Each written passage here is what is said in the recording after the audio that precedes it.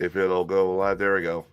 And we're live, ladies and gentlemen. Welcome to the Best Damn Podcast, a special interview with Ian Herrling of Nerd Informer. Ian, how you doing? Good, man. Good. I'm on the Best Damn Podcast. I can't be doing that bad. And we're on Nerd Informer apparently. So hey, all right, how y'all right doing? on. Yeah.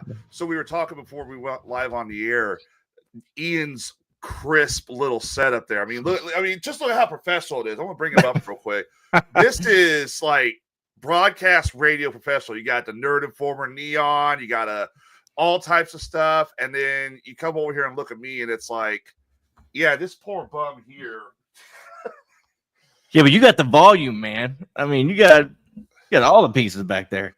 Dude, I got so many. It's like I'm debating whether I want to start selling some of these off or not. Man, I got totes and totes of things that I just can't get it all in one good shot. So I said, I'll just put it away. And the hardest part is when you're collecting stuff like this, and I don't know what you collect, but I'm sure you probably run into this, where to draw the line and say, okay, that's enough, no more.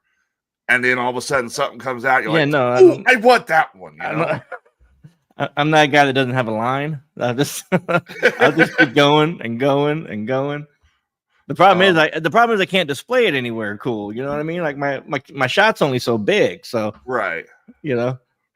The big thing for me was when we moved into the house back in 2022, the fiance is like, you are not putting all those fucking Transformers upstairs in the living room. And I'm like, well, that's fine. I have a basement now. She's like, good. Go down to your little mama's basement, you troll. I'm like, I will have you know.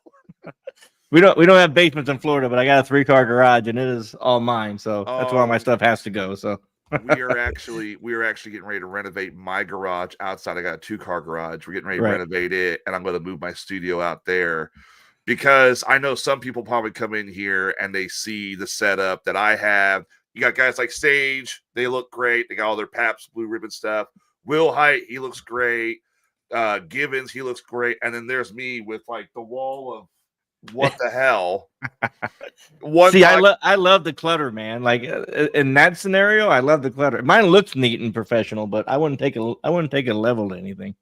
One podcast made fun of us last year because it's what they do. They riff other podcasts, you know, and it kind of works because it gives you attention, notoriety, but at the same time, it's also they're riffing on you. So it's like, it is what it is. Oh yeah, but they sat there and they said it was like GoBots and Robotech. I'm like, that's the most insulting joke you guys made this whole time. You can't tell me you can't make a better joke about a grown man broadcasting from his basement with a shit ton of transfer. Come on. You guys say you're comedians. Come on. That's a cheap shot, man. Come on. It's a cheap shot. It's like, I got class at least. So what is your show Nerd Informer about? What is that about? You know, we've been doing it for about 3 years, and we started doing nerd stuff, mostly, you know, comic book stuff, movie reviews, you know, Marvel movie reviews and stuff like that. And it just kind of evolved into just doing more and more different stuff. And now we do a lot of paranormal stuff and conspiracy theory stuff and just anything that's kind of interesting that we can make fun of and and that kind of stuff. So I mean it's tough to say.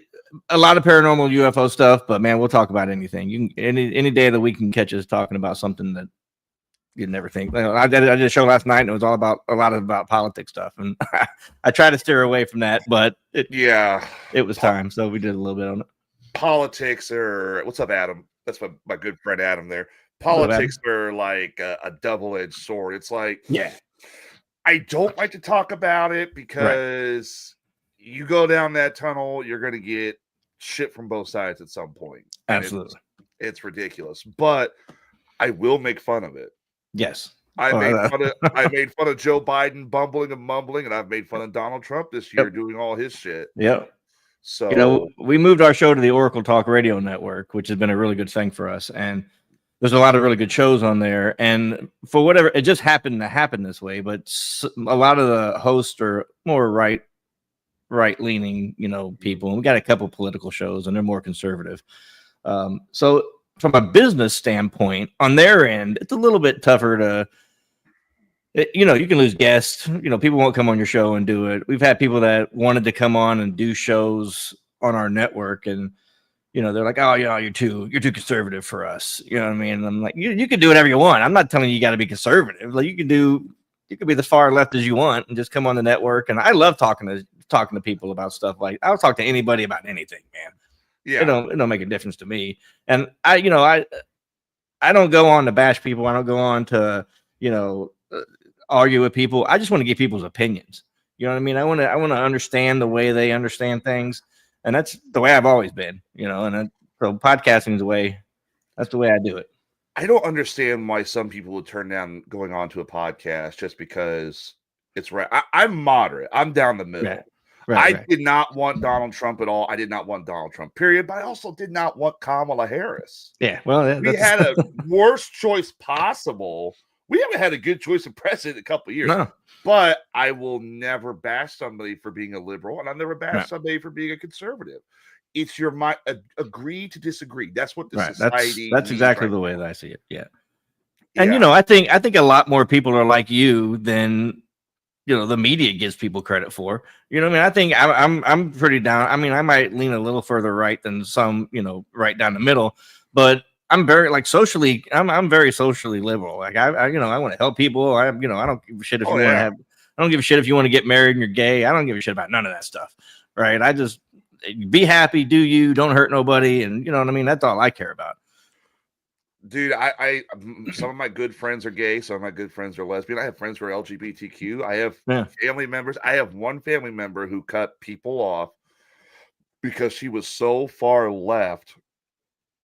It was like she was a spokesperson for the left every time I saw her. And I was like, why do you live why would you do that? I mean, she's sitting there. So Joe Biden did this, Joe Biden. I'm sitting there thinking, so has anybody ever tried, elk meat in a air fryer? It's pretty good. I'm just trying to make a small get off of it and all that shit.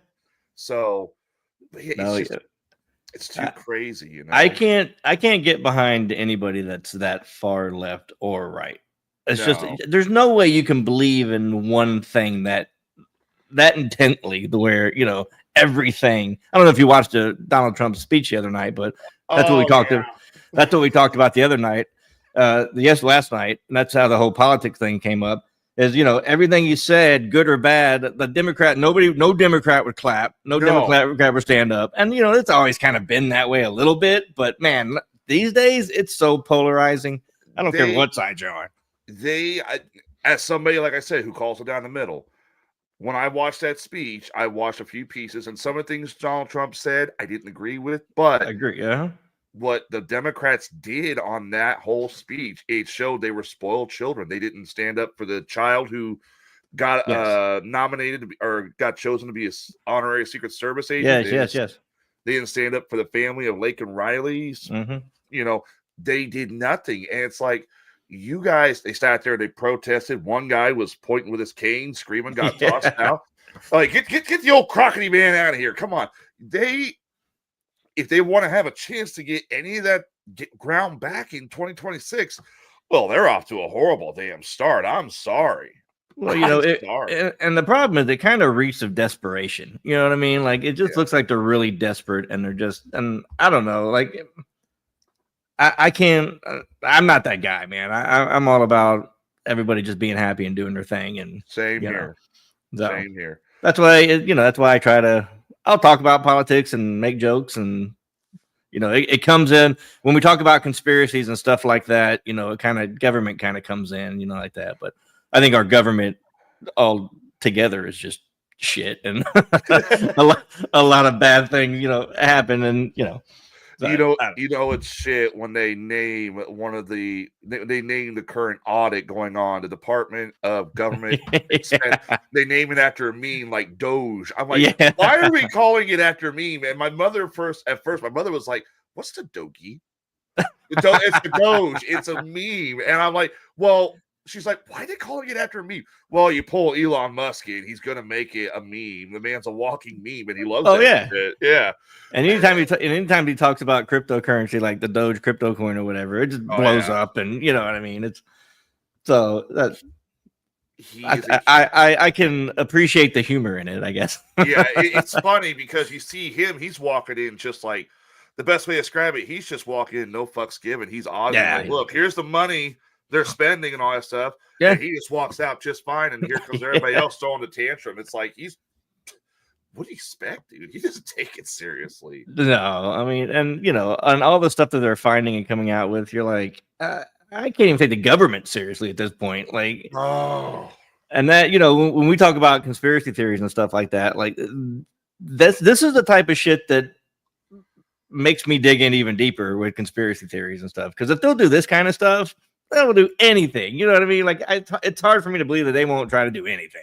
You can't sit there and tell me one of those things they found, the Doge found, like what? One of them was like 248 million for Vietnam to tell Vietnamese people stop burning their trash. You can't tell me that money was not being secretly funneled to keeping the aliens on the beach, nice and relaxed. And it's time for your 5 o'clock massage, Mister. You can't tell me. No, 100%. I mean, they said they lost track of like $4.7 trillion that wasn't earmarked somewhere. Get the fuck out of here! I don't know exactly where that went, but I can tell you where it went. It's like from Independence Day. You don't think they're spending $5 million on a damn hammer? Exactly, man. Exactly. Oh, so you're into the big government conspiracies. I got to ask, because I have several conspiracies that I'm into, but I've also got several conspiracies I hate. Right. I can't stand these. What are the big ones for you that you absolutely, if somebody brings this topic up, you're just like, oh, let's get into this. I want to talk about this. Well, just conspiracy theories in general. DB Cooper, I love. Flat Earth, I love. I'm not a flat earther, but I love talking about it. Oh, thank God. No, I'm not a flat earther, but no. But I love, one of my favorite podcasts I ever did was with David Weiss. He's a very big flat earth guy. He does podcasts all over the place. And he's a smart guy until, well, I shouldn't say until. He is a smart guy, and he's very convincing in a way, but obviously, he takes it a little far, and you're like, okay, well, you lose me in a lot of different, he takes a lot of little off ramps and he loses me at, but he's very condescending. And the whole reason that I wanted him on the show, because I used to watch some of his old shows that he would do with this different podcasts and stuff. And he was kind of a humble dude. He'd come on, he would just tell you how he felt, the facts and all this stuff. I get him on, he was a giant douche. And I'm like, come on. Like, that was not the guy that I really wanted on there. But I don't know. I just, when we started doing this podcast, that was the one thing that I said I wanted to have on, was like, yeah, I wanted to have a flat earther on. Just because it's so fascinating to me how people's mind works. Like, how do you get there? And I even question him. I'm like, are you really? Is this what you really believe, or is this just a cool podcast that you do, or you know what I mean? Like, right? Is it just a weird stance that you take because it's good publicity, or do you really think that the Earth is flat? I don't understand the whole Earth is flat thing, where it came from, and all that stuff. But it's like, I got to be careful with this because it involves a family member, but I'm going to just say this. A family member of mine is a flat earther. And we have had back and forth for years. God, I wish I had somebody in my family that was a flat earther so I could do that. Let me tell you something. It is not fun. It is not fun. Because no matter what, there's going to be an argument back and forth about it. And it's like, I just can't. At what point do we prove to you that the Earth is not flat? You're never going to. You're never going to. Even if we took about the space, it was like, hey, here's the space. Yeah, I mean, that's the beauty of it to me, is that they're so entrenched in where they're at in their mindset. Like, if you really find somebody that really believes in flat Earth, I honestly have no idea how you would ever convince them otherwise. The conspiracies I can't stand. I can't stand flat Earth. Members of my family believe that evolution is fake. Okay. And as a religious person, I'm like, I explained it to him. I'm like, let's say this, God is Apple products. You're trying to make the perfect cell phone. To get the perfect cell phone, you had to get through certain iterations of cell phone, right? We're on Apple, what, 16 now, 15? We've done we're a on couple Apple of them. So we're on Apple 16. We're on human 722. Yeah. We're getting there, you know. Right. And it's like, and I'm a big paleo junkie, so when somebody says they don't like evolution, I'm like, I can lay out possible specimens and say, hey, explain to me how we get from point A, Postosuchus, to point B, Allosaurus. Explain that to me. But people like that, they don't want proof. They don't want facts. They just want to argue their point. And I think half the fun is the argument. Half the fun is the argument. The other theories I can't stand. I don't like the whole dinosaurs are fake theory, and I have family members who are into that, and I'm just sitting there the whole time biting my tongue like, you guys can believe what you want, but I've seen skeletons. I don't know where they got them from, but I've seen them. One of the arguments was one thing I heard was, they go and they plant those skeletons because they always plant the skeletons so the museums can make more money. And I'm like, I'm pretty sure an art museum makes way more money than a natural history museum. Yeah. Oh, yeah, for sure. And then most of them are funded by grants anyway. Like, Oh yeah. I love one of my favorite places in the world is DC. Is to go to DC. I love museums. I love history and all that stuff. So, and all those museums are free. You just walk in and they sell T-shirts and a bunch of junk and stuff. But they're marketing the dinosaurs. I never really got too deep into like the dinosaurs aren't real thing. I know about it. I've read a little bit about it. I've never really met anybody that didn't think the dinosaurs were real. So I never had the pleasure of getting into that. We had to watch what was his name, David Wozniak or something like that, one of his videos. This is one of the guys who also started the flat earth shit, and he also did gravity's an illusion or gravity's fake. Yeah Did that kind of shit. And me and another guy, Dan Swinson from another podcast, Morning Disaster, we got 20 minutes into it and I could not, because I had to interrupt this video every 5 minutes. I'm like, that's bullshit, you son of a bitch. It's painful. And then there's people who there's a new one now. I No Ocean Brocean. Have you heard this one? I've just recently heard about that. Oh, it's so the idea that we're hiding, Atlantis and all the aliens under the water. It's like I'm like, bro, I've been fishing. I know there's stuff down there. I go dive. I live in Florida, bro. There's water. I've been down there. I've never dove down there, but I've never seen the ocean, honestly, but I'm pretty sure that's a real ocean right there, and not some kind of, Project Bluebeam or whatever it is. I mean, unless we live in a simulation and it's implanted into my brain, but I'm pretty sure I've been there. Simulation theory is another fun one I like to get into. Simulation theory is one that's getting a lot of traction lately, which, I mean, considering what's been going on, pretty bad simulation in my opinion. Well, it's like, Neil deGrasse Tyson talks about it quite often, actually. And, he either says we're either the first and we're not there yet, or we're the latest one and we're just catching up, Yeah. Which it makes sense. I mean, if you look at it that way, it makes sense. And, a lot of people give it like a 50-50 shot, which I guess, that's the best you can give it. Neil Tyson doesn't believe in aliens, I found out. That's weird. I figured he'd be all over that. Yeah. Some of the things that he talks about are just, I don't know. I don't know if it's he keeps it on the safe side on some stuff, but yeah.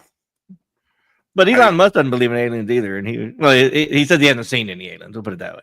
Yeah. But the one paranormal thing I can't get into is Bigfoot. That's the one where I kind of draw the line. The whole cryptid study, I can't, because, and here's the thing too, is I told you earlier, I'm a paleo junkie. I love dinosaurs. I would love them to say, hey, we got the Loch Ness Monster. Guess what? It's a plesiosaur. Yeah. It's not there. There's no plesiosaur. It's not. Just like Bigfoot, it's not a real ape. And I used to like Bigfoot until I did a show called Weird Frequencies. And the more I looked into it, the more I was like, Bigfoot doesn't exist. And I'm just like, one of my co-hosts on there, who's also co-host on Best Damn Podcast, Bubba, what right here, lives 100% right there. Boom, Bigfoot is real. He is a staunch Bigfoot lover. This man has sent me videos after videos, and I can't get into it because Bigfoot's right on the line. I've interviewed a few Bigfoot people, and I don't know what they see, but they believe what they see. I mean, the few that I've really talked to, and now maybe they're misidentifying something, or whatever the plausible explanation is, but man, they get into it, man, and they believe. They do. They believe 100%, which, I mean, some of these people, they claim they see something, or there are some videos and photos where it's like, that's interesting. But my buddy Will Height, he's got a pretty good theory on Bigfoot. He thinks Bigfoot's a spirit animal, like a forest deity left over. The Native Americans used to say he was like a forest god. Yeah. So maybe what they're seeing is the forest god. Maybe Bigfoot reveals itself to people it knows aren't going to hurt it or something like that. But then you get all the hoaxers who, like, Bubba sent me a video a while back. It was 5 o'clock in the morning. I was driving to work. He goes, "This is proof Bigfoot exists." And this is the one time I wanted to drive up to Springfield and whoop his ass, because it was a video. It was a video somebody had cut off. It was a video of a Bigfoot taking a shit in the woods. And he literally, and I looked it up, and sure enough, there's the rest of the videos out there. It is kids screwing around with a Bigfoot costume. They even have a link where to get the costume. Yes. And I'm just sitting there thinking, and he still swears that's Bigfoot. I'm like, I really want to hit you next time I see you. It's 5 o'clock in the morning. I'm going to work. I want to just listen to the radio, drink my coffee, smoke a cigarette, and instead I'm sitting in the parking lot. This is what I wake up to. This is bullshit. This is what I get. This is how my day is going to go. Great. This is how I'm starting my day. Bastard. Oh, now I heard you guys talking about Alaska Triangle last night. That's a fun one for me. I like that one a lot. That is Alaska Triangles. That if you look into that rabbit hole, that's pretty interesting. And Alaska has a lot. Alaska has all the reports of aliens. They have the reports of lake monsters, cryptids. It's like, what the fuck is going on in Alaska? Then why would you want to live there? I know. Me and the guys at the podcast with me have been talking about going to Alaska for like a year now. I think we're going to do it, but I mean, listen, I think it's just so remote. Like 90% of it is just so remote. And, there's so many people that go missing in Alaska every year. I think there's like 16,000 people or something that go missing in Alaska every year. And I get it. Like, you get out there and you get lost, you get turned around, you're fucked, man. Like, you're in the middle of nowhere.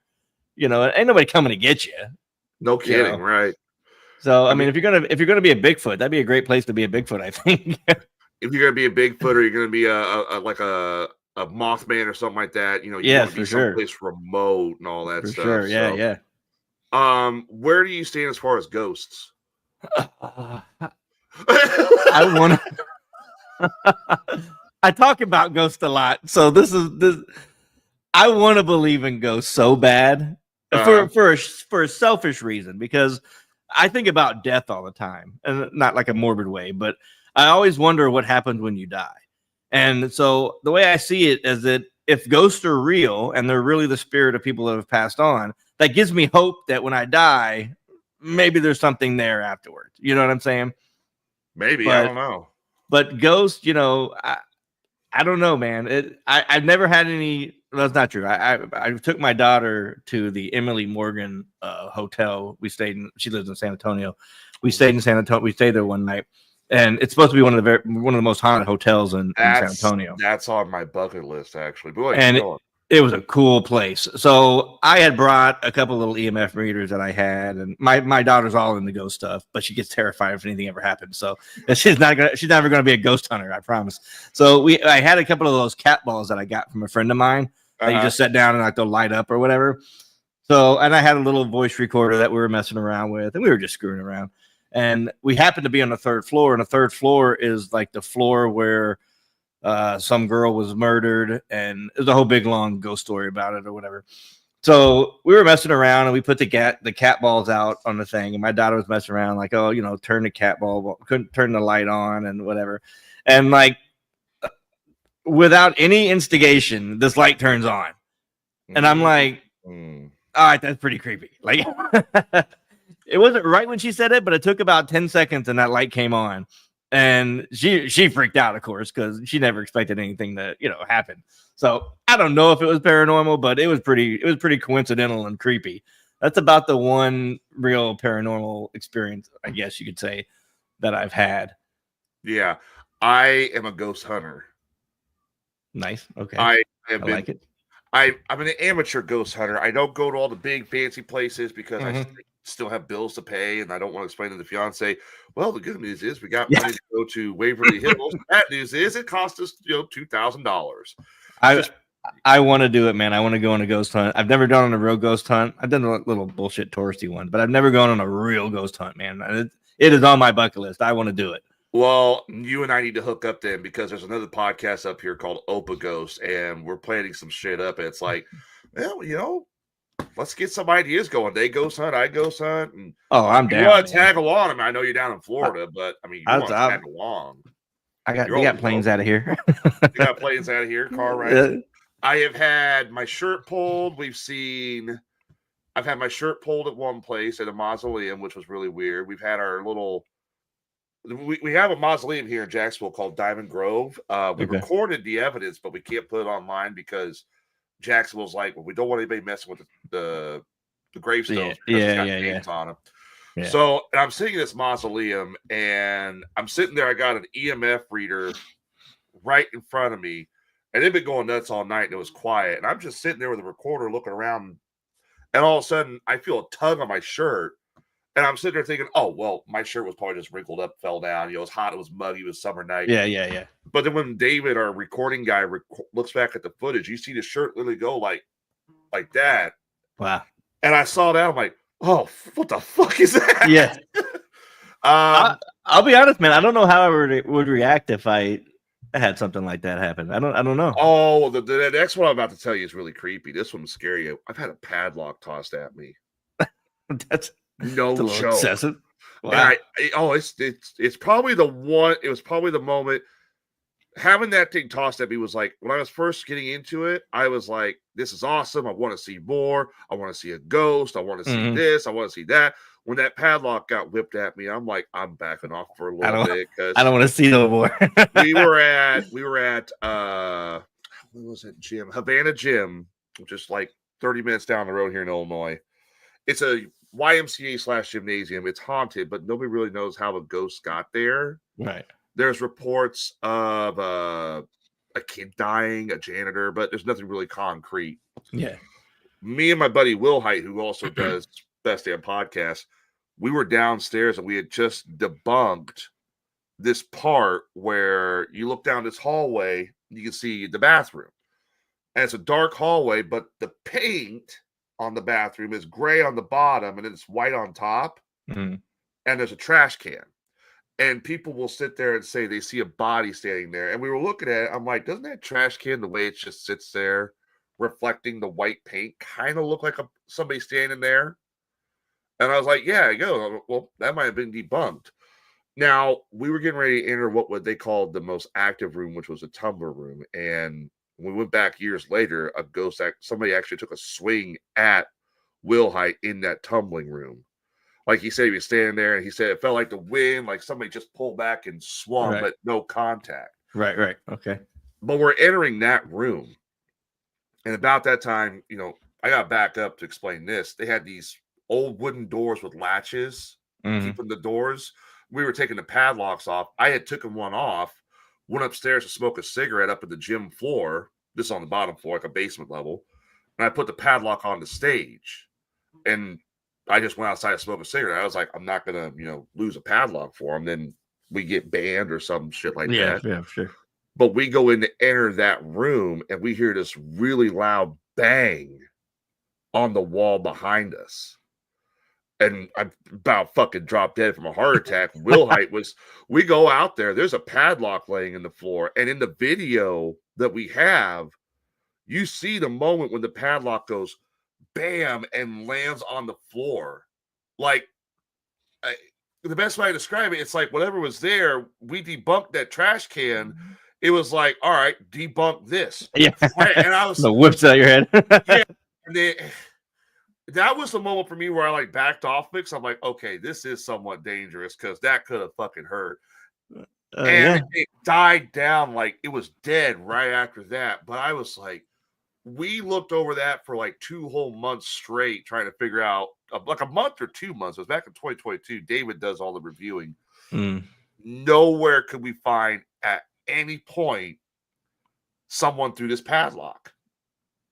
It just randomly went from the stage and materialized down to the basement area.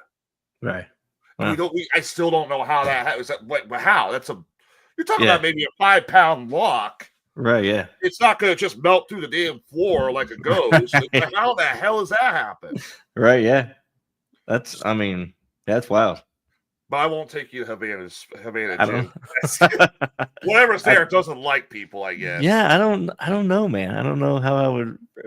I'd like to think I'd be cool with it, and move on and keep on going and try to get answers. But I might shit myself and run out screaming. I don't know. I've never been there, bro. Like, I'm not gonna lie, I about freaked out and shit my pants. I mean, listen, if something threw something at me like a padlock, I'd be a little freaked out. I mean, that could have hurt. Oh God.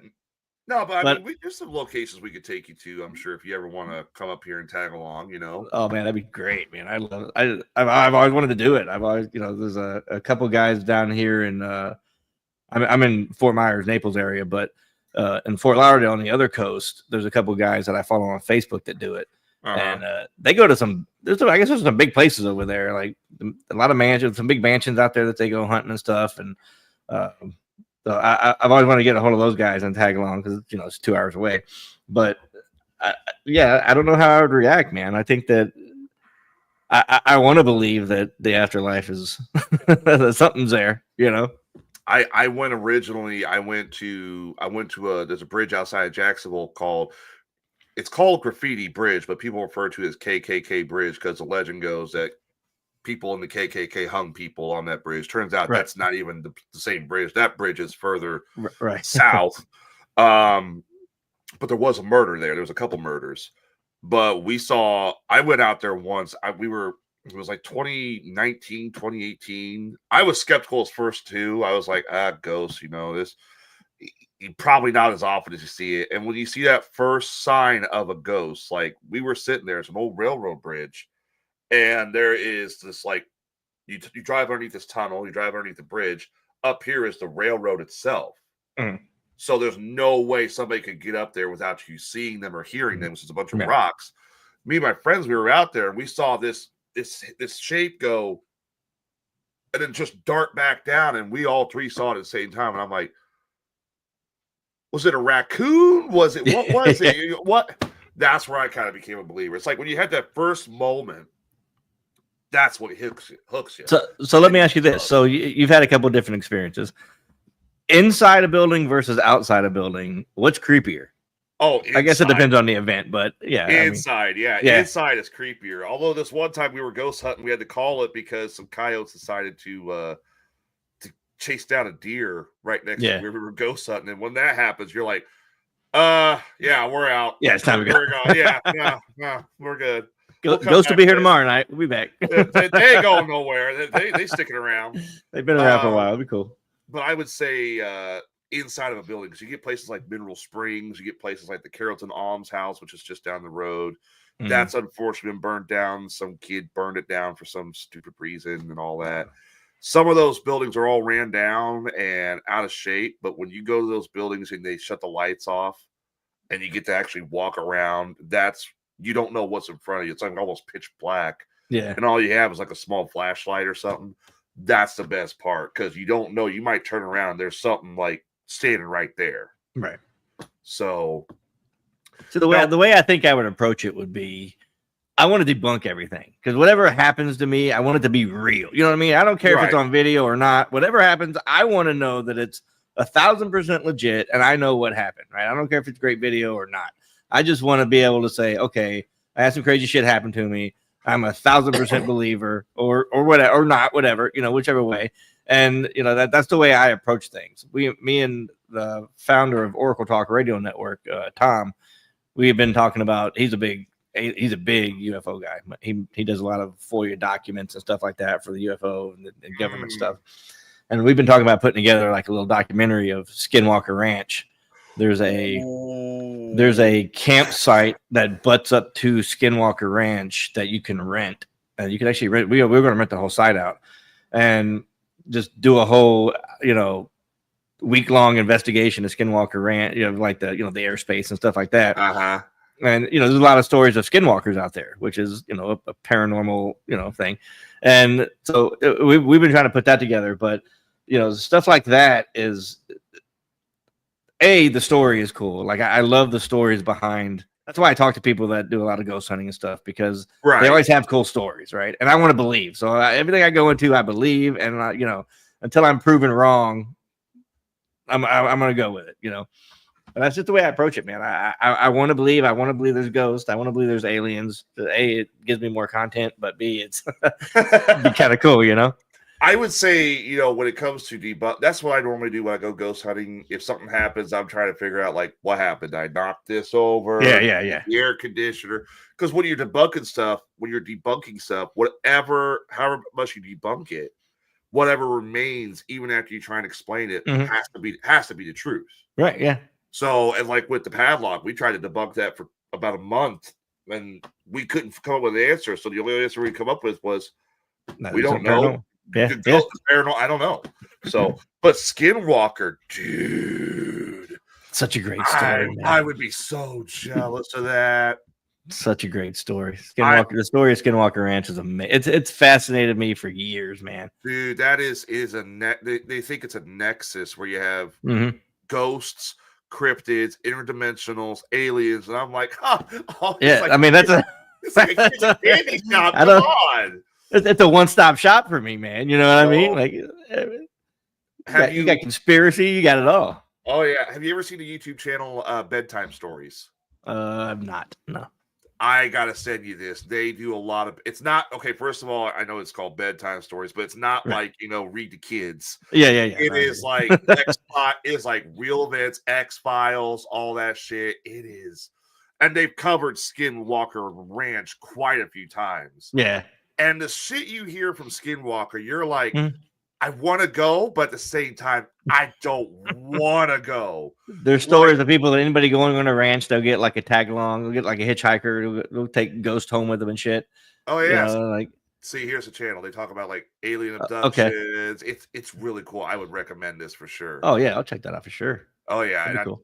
I definitely recommend it to your audience. So, but the stories you hear from Skinwalker, like the cattle mutilations, or the one about the orbs that vaporize the dogs. I'm like, how?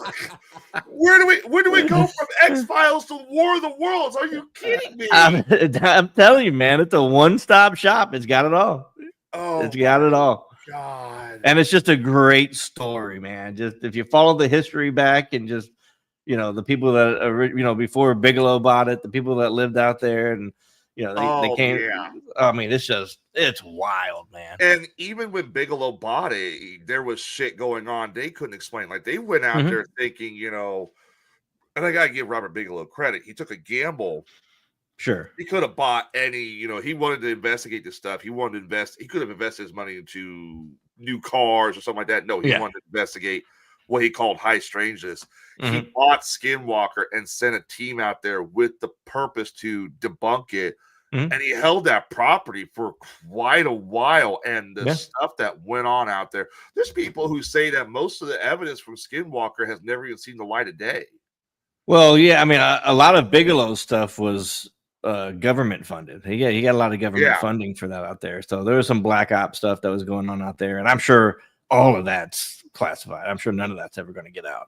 And he doesn't talk about it. He'll never, say what he found or anything like that out there. No, he never has. And well, what do you think? That kind of helps me move on to the next subject. What do you think about the whole UAP? I'm not calling it UAP. That's the nerd name. UFO phenomenon going on. The government's got. What do you think about that? Man, I've watched all the government trials and all the government interviews and stuff like that, and it's fascinating to me, dude. Like I listen to, I hang on every word. You know what I mean? And the one thing I'll tell you is the level of people that they have testifying. I mean, they're fighter pilots. They're high-ranking officials. Like they're not the janitors. You know what I'm saying? Like No. no offense to janitors, but they're people that are highly respected. You don't just become a fighter pilot. Like you have to have a different level of brain activity to be a fighter pilot. You know what I mean? And a lot of I've heard a lot of different things about them and how they're UAPs because like maybe the government's testing stuff and don't even tell their own people. You know what I mean? Which is very it's very plausible. I get it. It's very compartmentalized, and you have a lot of government contracts that you don't know about. You know what I mean? Like you don't know the military doesn't know what Boeing's doing, or they don't know what Raytheon's doing, or who knows? All these private companies can do whatever the fuck they want, and they get a blank check from the government. That's where our $4.7 trillion goes. I bet. Well, at least a lot of it. You know what I mean? Could be. Yeah, they're like I said, they're buying the aliens they got captured at Boeing. Yeah. They're buying them PS5s. And, here, you can play a PS5, play some Red Dead Redemption. You'll learn about our history. Yeah. Like, what? Yeah. And, I listen to all the stuff that Bob Lazar talks about, Area 51 and stuff like that. And Dude. he's either a fucking maniac or he's probably telling you the truth, man. Like, I mean, it's got to be one or the other because the guy's stories never change. It's always the same. It's always, just fact, matter of fact. There's no guesswork in it. Like he's very official when he tells those stories, and I hang on every word of them, man. I love it. And here's the creepy thing is so far 99% of what Bob Lazar has said. I don't know if there's been one case where it's different. Most of what he said about these things are real. Yeah, and no one ever disputes it. You know what I mean? Like they can dismiss it, but they never dispute it. You know what I mean? Jason says they can give me the money. I'll go look for some scary shit. Hell yeah. Hell yeah. For a check, I'll do a lot of crazy shit. You give us a check, we'll get a bunch of podcasts together. We'll get like most of Oracle Talk Radio, us, Gold Coast. Fuck, we'll bring Joe Rogan. We'll smoke weed with the damn skinwalkers. We'll do some ayahuasca out in the desert with him, bro. I don't care. What do you think? Okay, so we kind of agree that the UAP shit, the UFO shit's pretty interesting. What's coming out of the government, but what do you think they're actually here for? We talk about this a lot, and they kind of started after we started doing nuclear testing and stuff like that. So if you buy into the whole aliens are here and real, maybe it's to make sure we don't blow shit up and destroy ourselves. Maybe they're us from a timeline down the road, and they're trying to make sure we don't fuck it up. And you know what I mean? Like there's a lot of different theories, and I don't think they're here for anything nefarious because they would have probably already done it. Like if they wanted to wipe you out, you'd be fucking wiped out. I mean, oh yeah, they would. You know what I mean? Like they would have done it by now. Now you question whether or not they're interdimensional or they extraterrestrial. A lot of people have different opinions on that, but how do they get here? Is it wormholes? Is it just entered some sort of another interdimensional travel that they do? I don't know. I don't know why they're here, but I don't think it's bad. And I know a lot of rednecks down here in Florida that if we ever see one, they're going to start shooting first. And I gotta tell people like let's hear them out. You know what I mean? Like. I forgot you're in Florida. You got to deal with Florida, man. Yeah. Yo, Florida man's real, bro. Florida man is a real thing. You laugh if you want to. I'm telling you what. We have covered so many Florida man stories, and I'm sitting there thinking, what the fuck is wrong with Florida? You know what it is, man? And I think I know what's wrong with Florida. It's a melting pot. Everybody comes here from all over the world, right? And it's beautiful. The weather's beautiful all the time. You get about 2 weeks of winter, so it's great. If you're not in the snow and that kind of stuff, it's the place to be. Right. And if you're into water sports and you're into outdoor shit, you can't find a better spot. And so people come from all over the world, and mainly a lot of especially all over the country, and there's a lot of weird things. Like you can get in trouble in a lot of different states, and they can take your house and your cars and all that shit. Florida, they can't take any of your main shit. Like if you get arrested and have like legal trouble somewhere, they can't take your main house, they can't take your car. You know what I mean? Like it's all it's that's why OJ came here, because he could have shit and not have to worry about it being taken, or him getting sued, and so there's a lot of crazy people here, and I think mainly for that reason they can get away with shit and not have to worry about consequences. It's one of my friends who lives down in Florida. She lives in Palm Springs, I believe. Okay, yeah. Her and her wife, yeah. Like, I just realized how screwed we're going to be if they announce, the UFOs are finally landing. We're going to have contact. They're landing in Florida. Somebody tell them to go elsewhere. I mean, no. You're going to have one of two things. You're going to have a gunfight with Florida people, or they're going to be smoking drugs with the Florida man. You don't do this. I mean, I hope they land in like South Carolina or something. I don't know why, but it just seems like a safer place. It's going to end up being like this. You ever see District 9? Yeah, they're exactly, just man. Park at some random place, and it's going to be like, what are you doing here? We don't know how to turn this thing on. Do you? They stole the other alien ship. They're like, oh no, there's some meth making rednecks down here. The aliens will be off exploring, and they'll be in their UFO trying to take off in the fucking thing. or you're gonna have the Florida man who's gonna want to have sex with the aliens. Yeah, right. Yeah, they can land in Miami and have their hover wheels stripped off their car and shit. You can see the aliens right now. Hey man, it's the weekend. What do you want to do? Let's go with the monkeys. Let's go. They're scared of us. Go down there. All of a sudden, one of them gets William Shatner, and the other one gets his wheels stolen off his UFO. We ain't coming back at all. We're gonna roll the windows up whenever we drive by Earth. Screw this. Florida's not the place to explore, man. No, it's not. It's fun, but man, it's I'm here for the weather, bro. I can't do snow, so at least not long term. It's cool to visit, but we were talking a minute ago about what the aliens are here for. I heard a theory the other day, which is kind of creepy.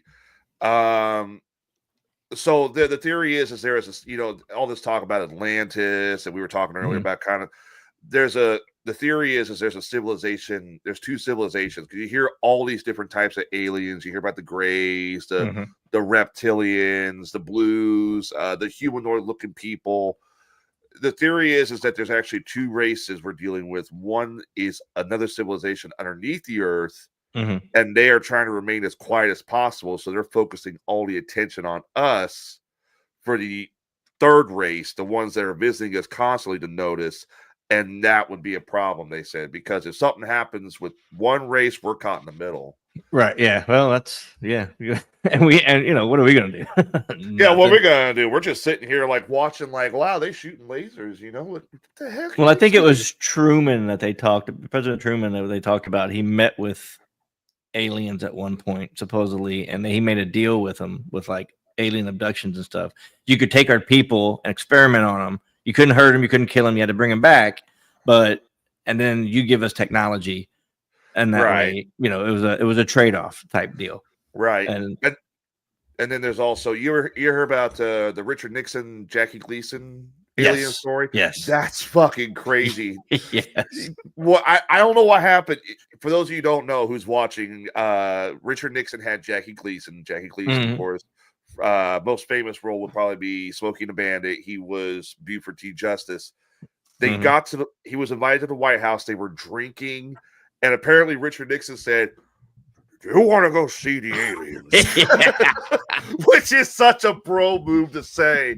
Like, you're sitting there, you're drinking with the president. You're like, well, yeah. Well, no one's going to say no. No one's going to say, let me go show you what we're really dealing with. And they took him out to like, what? What's that hospital? The main hospital in Washington. What is it? I'm trying to tip of my tongue. I don't remember what it is, but they showed Jackie Gleason the alien. Walter Reed. It was a Walter Reed? Walter Reed, yeah. He's supposed to talk about the Walter Reed. They had him underneath Walter Reed in cryotakes. Months later, Jackie Gleason has a UFO-shaped house. Yeah, he built a UFO-shaped house. I mean, he went full UFO, bro. He said he was a believer from that moment on. Yeah, he went full. He was like, and it is such a weird-looking house, too. Yeah. And I mean, look at this. For those who don't know about it, this is the house. This is Jackie Gleason's UFO house. Yeah. I mean, it was wild, man. And that's a famous actor. I mean, he was in a lot of other big movies. Yeah. But what what made him decide, hey, I'm going to go do this? And it looks like something you would see in a UFO. It really does. So those are the kind of stories that make me wonder. Like, let's hypothetically say that's a very true story, and he really did go and take him to see aliens and stuff. Like, well, I mean, I hope he did. Otherwise, he just lost his fucking mind, right? Like, I hope he really saw aliens, because if not, he just built some weird house in the woods, and he's probably a nut job. So, but I think about that. I'm like, what goes through these people's minds, man? Like, it's just. The human mind fascinates me so much. I think that's why I like conspiracy theories and stuff like that, because interviewing people and talking to people, you just get to see a little bit inside their mind and understand like how they think about things and how they put things together. And it's so fascinating to me, because I've talked to I talked to one guy. He's one of my favorite interviews I think I've ever done was Judgmentalist. He's a hypnotist. And I thought, all right, well, I'll take a chance. Fuck it, I'll see what he said. It was one of my favorite interviews, man. He was such a down to earth dude. He's a super cool guy. He explained like how everything works, and like the difference between like clinical hypnosis and like stage, quack like a duck when I snap my finger shit. You know what I mean? But he wasn't a clinical hypnotist, so he couldn't really get in too deep into that. But some of the stuff he talked about, and like some of the stuff he made people do, I'm like, how does your mind work like that, man? Like, it's the human mind is fascinating to me. I don't know. And the weird part is that we only use 10%. Yeah, I mean that in itself is wild. We only use 10%. I mean, imagine, because like everyone wants to sit there and say, "Oh, look at that little lizard. It's just got this tiny little brain." That thing could be using more brain power than we know. That's fucking like we sit here like we have technology, we build great structures, all that stuff. We've been on the moon. That lizard's like, we can teleport ourselves mentally, put our conscience on the moon. I mean, it's almost like the plot of Star Trek 4, where they're like, they sent a probe to go contact the whales. Why not the humans? Yeah. Well, come on.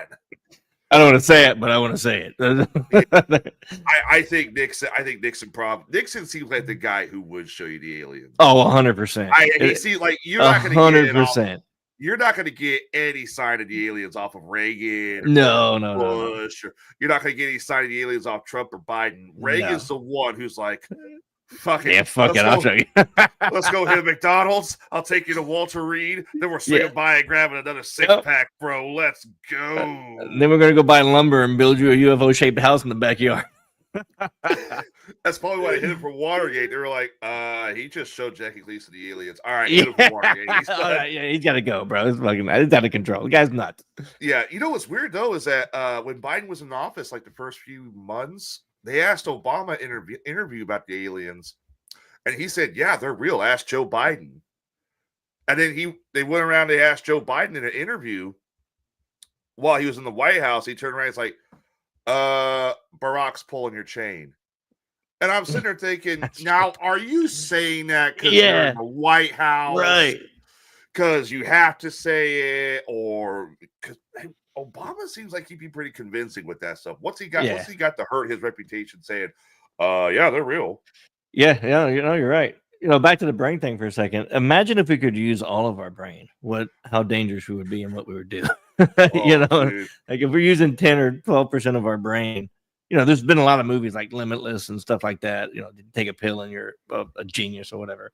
Right. Like, who knows what the potential of the human brain really is if you can unlock it. It's scary. There's a theory going around. They're saying, quote, like as a scientist or somebody said, quote, if we were able to use 100% of our mind, we would create a black hole because our mind is unlocked 100%. I'm sitting there thinking, how would you know? Right. How do you know that? Yeah. But if we unlocked 100% of our, maybe that's what the aliens are. They're us from the future that unlocked 100% of their mind somehow. Yeah. Well, that's just, kind of like they don't really need to walk anymore. They could just, move stuff. They just move stuff with their mind. That's why their heads are so big. Yeah, and their bodies, they're most reports of like the Greys are frail bodies. They're not, big muscle head. They're just frail little great people with giant heads that, you know, they don't need strength. They don't need, you know, that physical interaction. They just do everything either telepathically or mentally or however they do it. But, you know, that was another theory. Like maybe we evolve into them, you know, over the Yeah. next million years or however long it takes. And they are just us. And we just, you know, if you believe in evolution, you came from something, you're going somewhere. You know what I mean? Maybe that's the next step or one of the steps down the road. Maybe they're here to watch the point where humanity does that evolutionary step, because like I said earlier, you're always improving on the next version of the cell phones. God's always improving on the next species to take over the planet. Yep. What's to say that's not the next version of humanity? I mean, you never know. Yeah. And they got to protect it. Maybe it's a very fragile thing, to get there. Maybe it's a tough step to get there, and they just want to oversee it. And there's all kinds of theories about it. But I mean, I like that one. Maybe they're protecting us from the reptoids, because the reptoids are like, no, we can't let these humans get super smart. They'll do this and do this, and they're like, we're getting big brain power now. You leave us alone. Yeah. Who knows? It's crazy.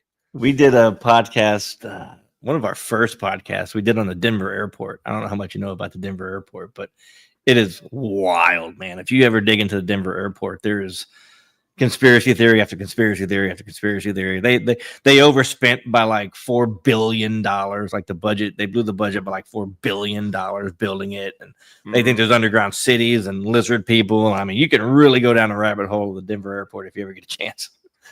Yeah, Denver airport's where supposedly it's like the UFOs arrive at, and that's where they I mean, like that. There's all kinds of crazy stories about the Denver. I mean, you could do a week worth of podcasts on the Denver airport. Woo. So I don't know. I don't think Area 51 has anything to do with the aliens. I think it might have at some point, but I think it's now to the point where it's like the public knows too much. Move them out of there, 100%. I mean, for God's sakes, we had back in like 2019 where 100 people wanted to rush the fucking site. That's a really good way to get shot, I think, but I'm not going to do that. I'm all for people going to find the aliens and show us what. But if your argument is they can't kill us all at once, it's the government. They can and they will, and no one will even know what happened. What was the plan? You're all going to Naruto run to the game. You idiots. You're going to need more people. So have you ever seen because Florida gets a large amount of UFO sightings like yearly, almost seems like a hotspot. Have you ever seen one? I don't think I have. I work with a guy who's a really good friend of mine, and he swears that he's had a couple of instances. Actually, a couple of people that I work with saw like one guy. It was the middle of the day. We were on our way home from work, and he called me. He's like, "Dude, where you at?" He's like, "Are you on the bridge? We have a big bridge that we go over every day." He's like, "You on the bridge?" I'm like, "No, not yet." And he's like, "Over the bridge is like a big cigar-shaped thing in the sky." And like where I was, I couldn't see it or whatever. But he swears, man. He's like, everybody stopped on the bridge. Everybody was looking at it, and I couldn't find video of it anywhere. But there's been, I've known a couple of people that swear by it, and they saw something. You know what I mean? Like that's the way I look at it. They saw something and they believe. So it's like, maybe, I don't know. Right. I've had 2 instances. One of them I can explain because I found out what it was, and the other one I can't explain, but I think I know what it is. The first one, it was the middle of the winter. I was living in my old apartment. It was snow on the ground. It was like sub-zero temperatures. It was like middle of the night. Me and the fiance, we were watching The Mandalorian when it first came out. Yeah. Great show, by the way. Love that show. If the aliens don't bring me down a Mandalorian suit, I'm gonna be pissed. Everybody deserves. And I want one of the good ones too. Yeah, I want the shiny one, like Iron Man colors. But anyways, I go outside. It's a full moon. I go outside to smoke a cigarette. And I happen to look up. Now I'm about 30 minutes away from Springfield, and I happen to look up, and in the tree line I can see a jet. This large, massive jet flying, but it's not like a jet I'd ever seen before. It's not like an F-15 or a F-22. The best way I can describe it, it looked like the Batwing. This is at day or at night? It's at night. Okay. And it is quiet as hell.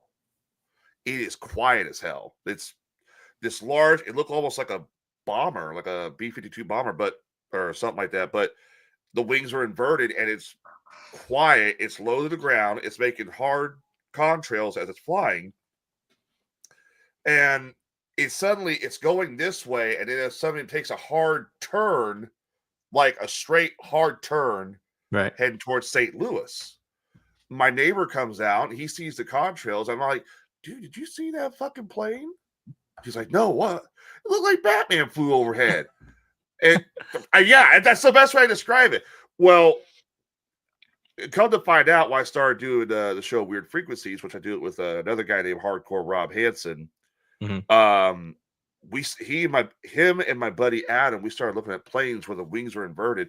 Well, it turns out the U.S. has planes that are being used as, cargo planes and patrol planes that have inverted wings, right. And that's why I saw, like, it was, I forget what the name of it was, but there was a plane that was identical. I'm like, oh, so it's a military plane. It wasn't Batman or an alien. Okay. I was let down. I was preferring Batman. I was going to say, you ruined my night, man. I was really hoping that you saw Batman. Yeah. And the second time we were out at the Carrollton house, the Carrollton Alm house, I mentioned that earlier. And the Carrollton Alms house was the house they had, the kind of buildings they had before they had state hospitals. Mm-hmm. So you had people who were disabled, they were poor, they were homeless, stuff like that. They lived there and they grew their own crops and whatnot. This house is sitting out in the middle of a cornfield. It's abandoned. Nothing happens out there. And there is a cornfield to the left, a cornfield to the right. It's just surrounded by cornfields. Across the road is these woods. Well, we were going to go ghost hunting that night, and we got out there. It was just after a thunderstorm, like a really powerful thunderstorm rolled through. We were thinking about canceling it. And you can still see the clouds are rolling past and all that stuff. You can still see the clouds are just, we're sitting there thinking, well, we might only have a few hours before we get another thunderstorm in, so let's get started. This building is 3 stories, so it's like a bell tower up here. Mm-hmm. And you can go up on top of the bell tower and look down. Now, I left my cell phone in the car, and I didn't have any of the recording equipment with me. And it's complete overcast, except for over by a tree line, there is like an orange dot just sitting there. And I'm looking at it, I'm like, that's a weirdly bright star for some reason. I look at my buddy who's up there, and I'm like, hey, Jason, what the hell is that? He goes, oh, that's got to be an airplane. At 2:00 at night, somebody's flying an airplane. Right. Okay. He goes downstairs. I'm getting ready to go down. All of a sudden, I shit you not, and I will hate this to the day I die because I didn't have anything to record it and prove it with. This little orb cuts down over the tree line real fast, books it over the road, is flying low enough to where a car could have hit it, goes over the corn so low that its light's reflecting off the corn. It looks like an orange glowing basketball. And then what really freaked me out is it went whoosh, back up into the same area it went to and disappeared over the tree line. And I'm sitting there and I'm like, do I got my camera? Fuck, I don't have a camera. Fuck.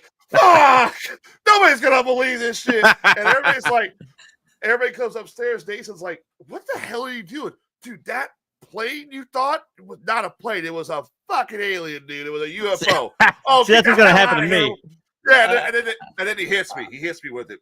Pictures didn't happen. Yeah, that's it. Something crazy is going to happen to me, and I'm not going to have my phone with me, and I'm not going to have fucking pictures. And now, I think it might have actually been like a type of ball lightning. Okay, yeah. I think it because the way it was a little brown. It was a little orange, bright orange object. I can't explain the loops it made. I've never seen ball lightning before. I've seen some weird video. I haven't done a lot of research on it, but I've seen some weird video. It does some weird shit for sure. Yeah, so maybe it was a piece of ball lightning that was just sitting up there, an ion or something, and the wind carried it, and that would explain how it went down and did the loop because of wind. I don't know. That's the only thing I could sit there and say. It wasn't in the haunted house. It could have been a ghost. It could have been a ghost orb, but ghost orb all the way up in the tree line, I don't know. Yeah. I don't know. I hunt the ghosts. I'm not looking for the aliens.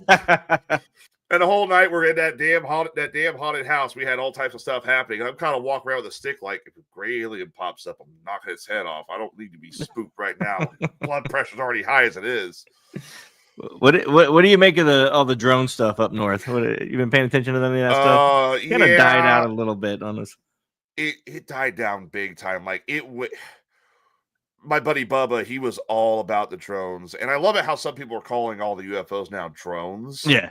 It's like no. It's like you're calling a banana a vegetable. Shut up. Yeah.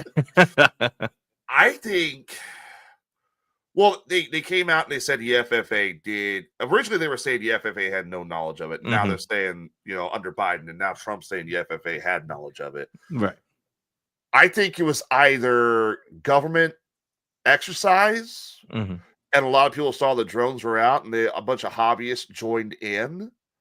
I know some people have said that most of the drones that they saw were much larger than what we'd have for conventional drone technology. Yeah. Like there is video of there's videos of some weird ones. There's one lady who claims the drone came down and you can hear the helicopter blades and everything, but there was one thing missing off of it, and that was the rotor wash. You can hear the blades turning and all that stuff, but the wind wasn't being knocked around because of the blades, and it just went back up in the air.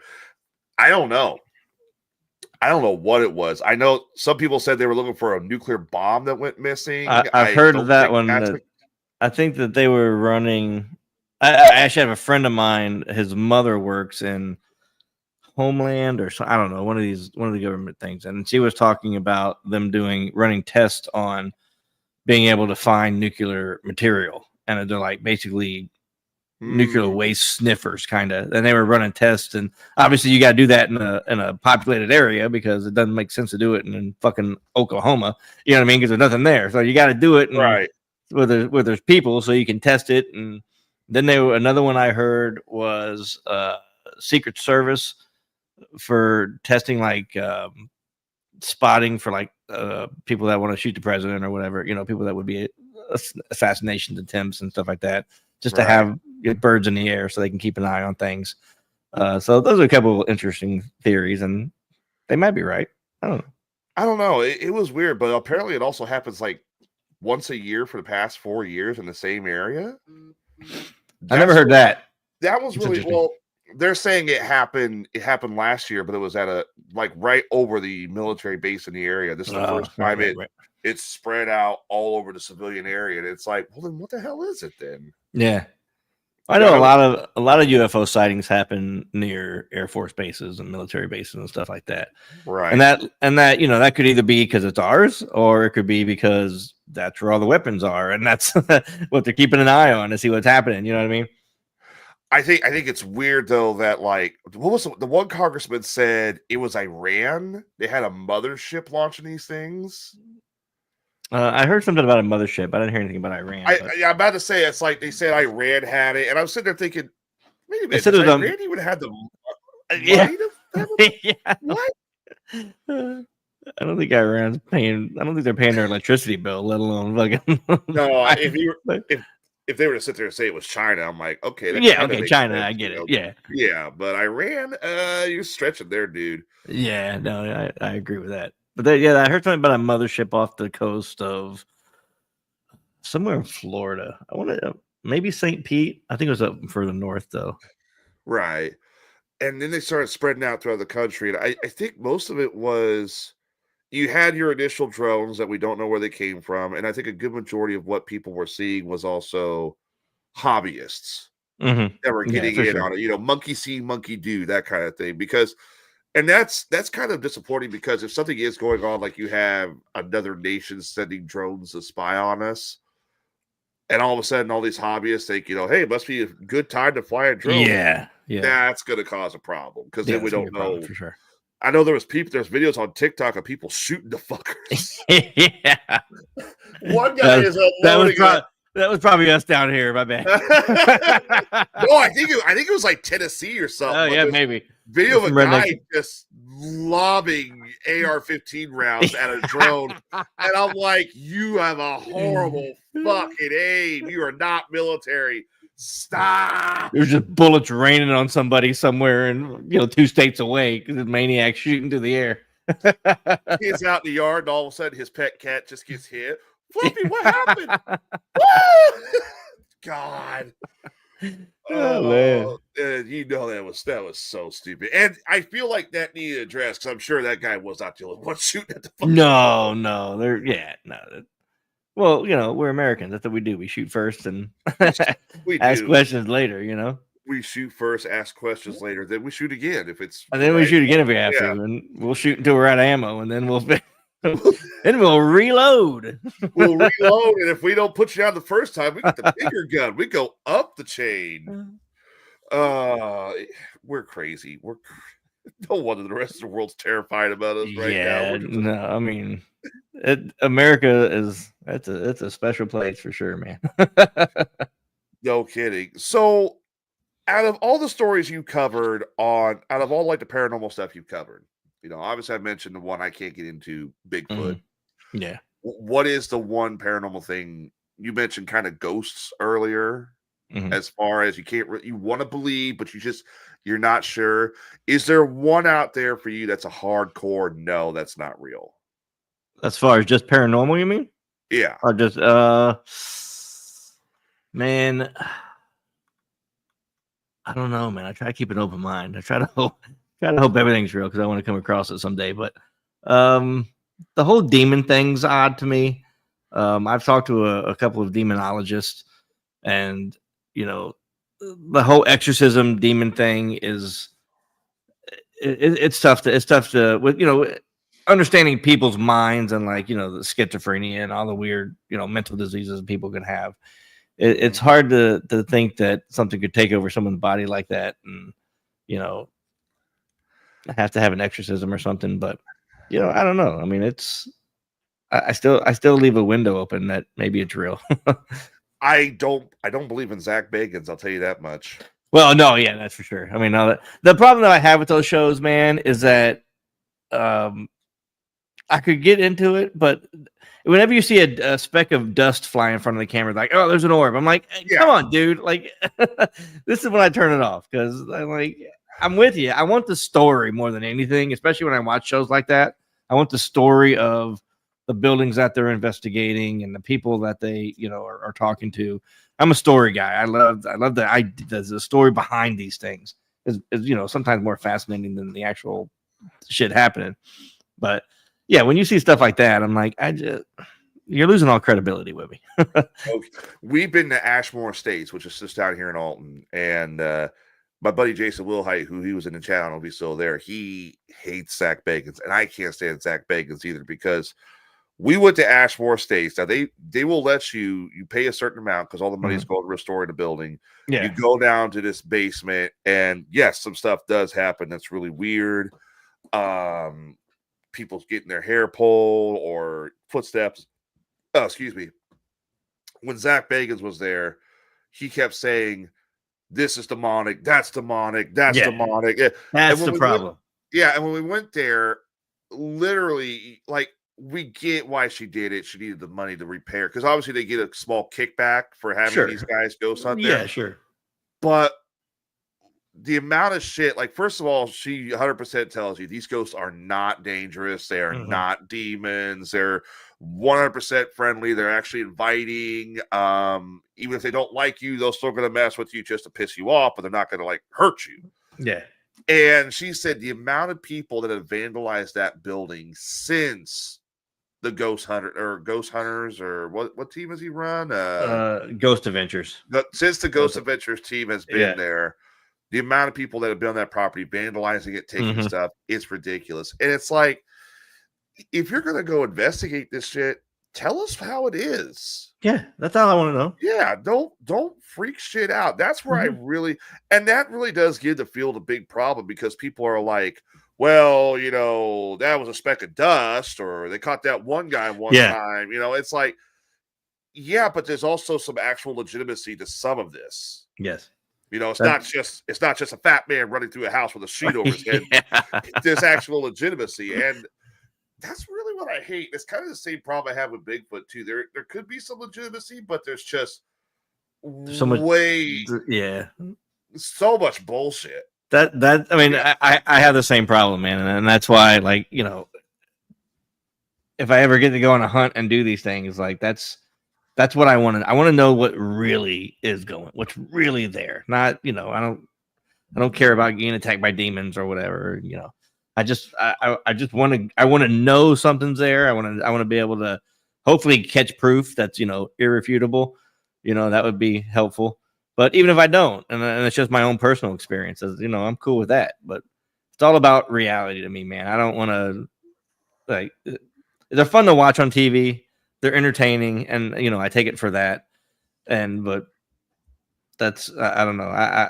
When I start seeing every little thing as a ghost and every little thing as a demon, then it's tough for me to get behind. I'll give you a little hint though. If you ever do go ghost hunting, make sure it's on a full moon. That is like bar night for these guys. Oh yeah. And I don't know why. A friend of mine who is a Wiccan explained to me it's because the energy from the moon amps them up and they're juicing up. But I can at least attest that full moon, when you go ghost hunting, it's like party night for these ghosts. Yep. They're like, woo, some humans just showed up. Turn up. It is interesting. I was sitting there like, oh, that can't be real. And then one time I went while there was a full moon. That's where I got my shirt pulled. And I'm like, you know what? Maybe there's some legitimacy to that. I don't know. It would have to be I don't know why it would be. Maybe just I don't know, some sort of title thing. Maybe I don't know. It's just a different magnetic field or something going on. I don't know. I don't know. Maybe. I mean, there's energy sources. I think there's energy sources on this planet that we have either not identified or we cannot identify because of our intelligence. Right. Yeah. Like, oh, sure. They just discovered there's water. There's a massive ocean underneath the surface of the earth, and there's some water in a mineral form.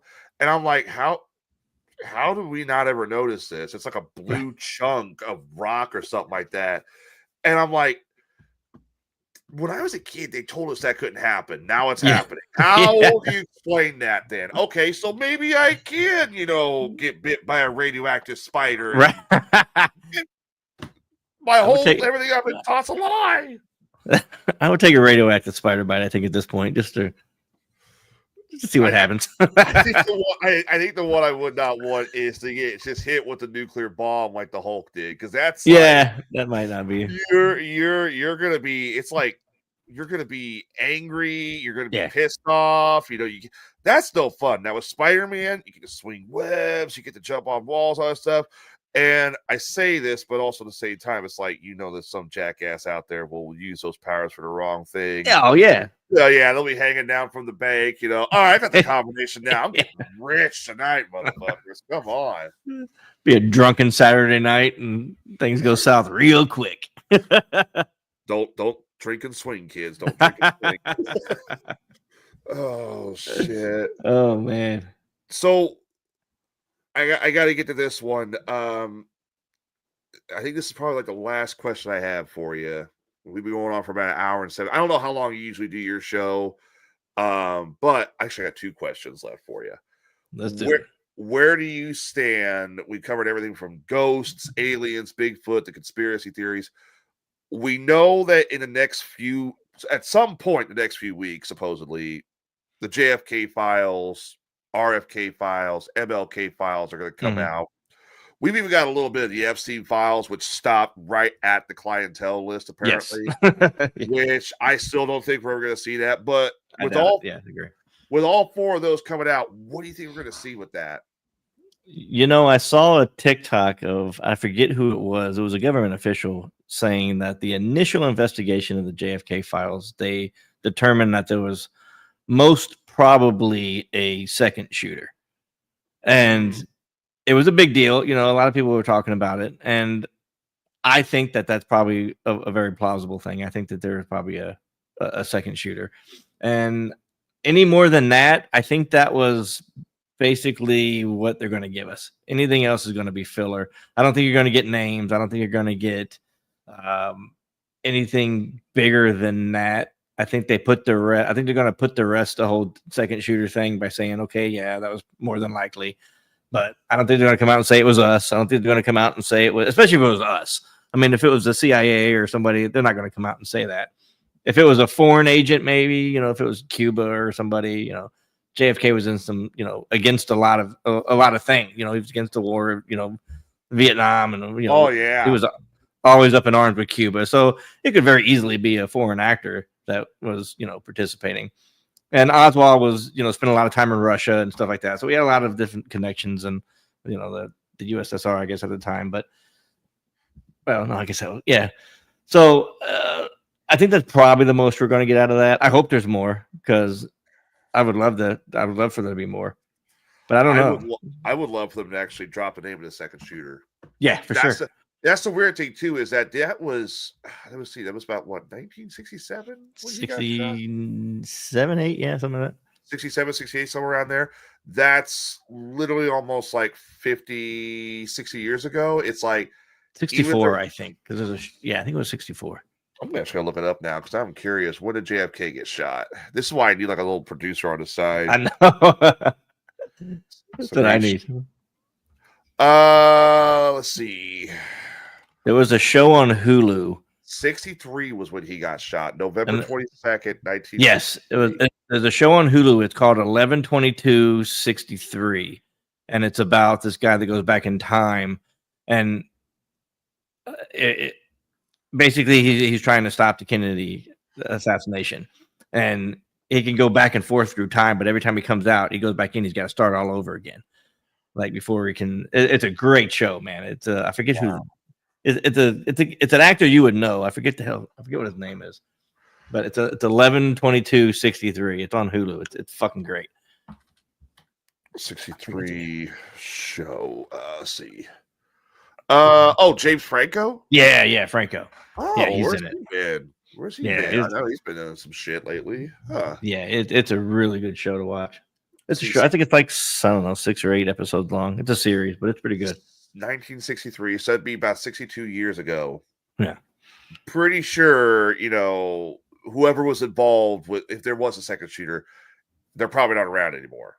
Yes, I would agree with that. And if they were still around, they were probably taken out. Because I personally think Jack Ruby wasn't some. I think he was told, you know, hey, Oswald got caught.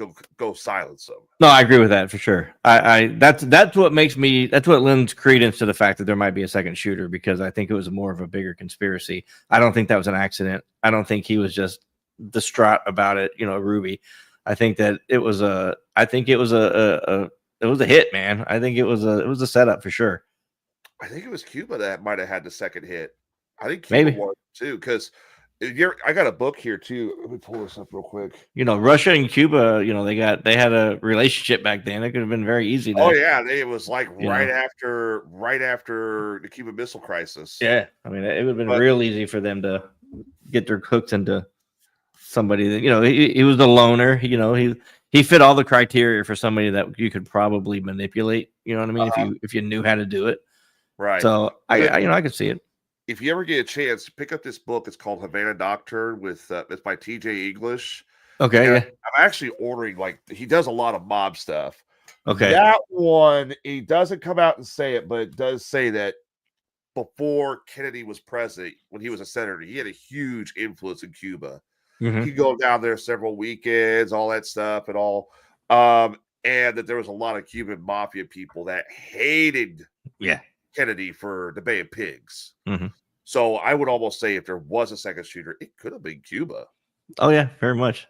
That, I mean, they may know that, we may know that, and that's why we have such bad relations with Cuba to this day. You know what I mean? Maybe we just haven't gotten over it. You know what I mean? Right. Maybe there's something to that, to where we just can't get along with Cuba. I don't know. What do you think about the one that's really concerning me and is interesting to me is Martin Luther King Jr., because that to me is one of my favorite historical figures, and in my opinion, a great man. What would the government have on him? I think, you just want to take someone out. You don't want someone that powerful that's not, he had a lot of stroke with people, and people were behind him. A lot of white people too. Like, it wasn't just the blacks; it was a lot of the white people. A lot of people were on his side. And I just think at the time, they were too afraid. They just couldn't have somebody with that kind of power and influence running around, because who knows what they could have done.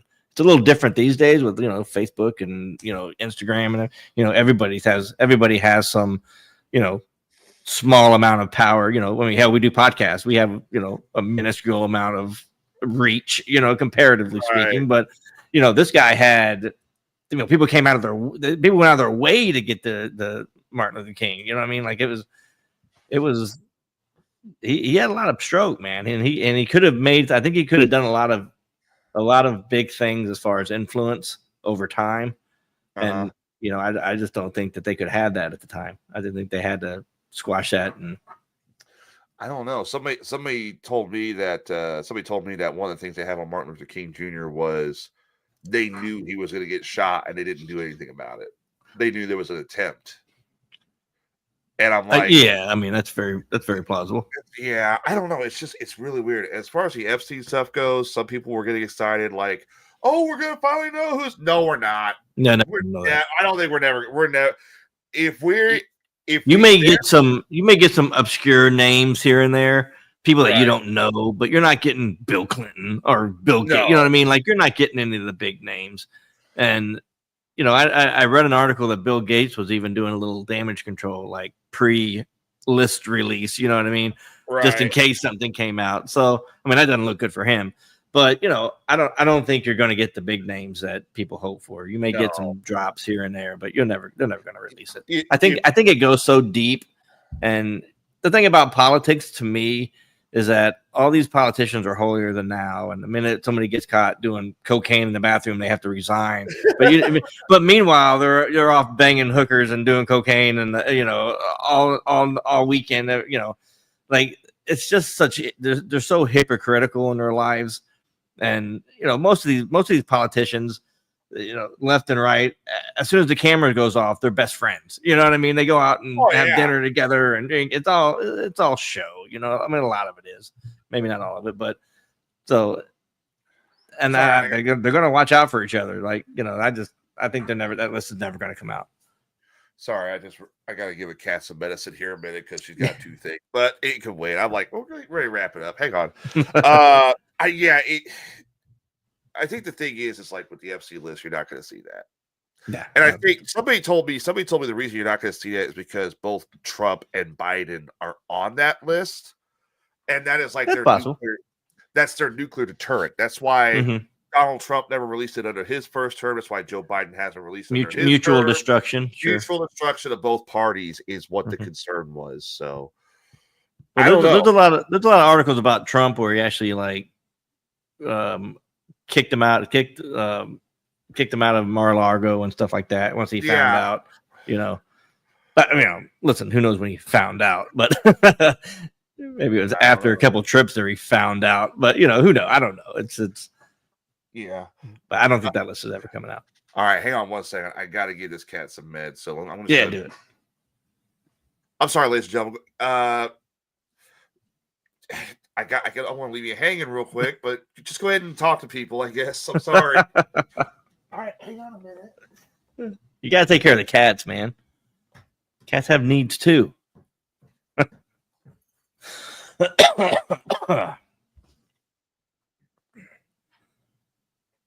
I got to tell you, I've never really been on the side of the table on a podcast, but I like it.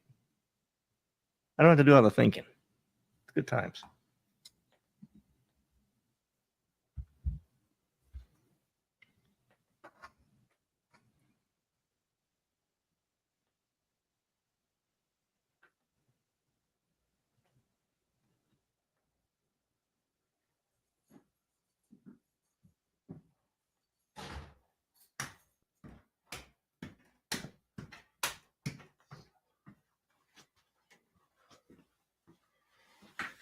All right, sorry about that.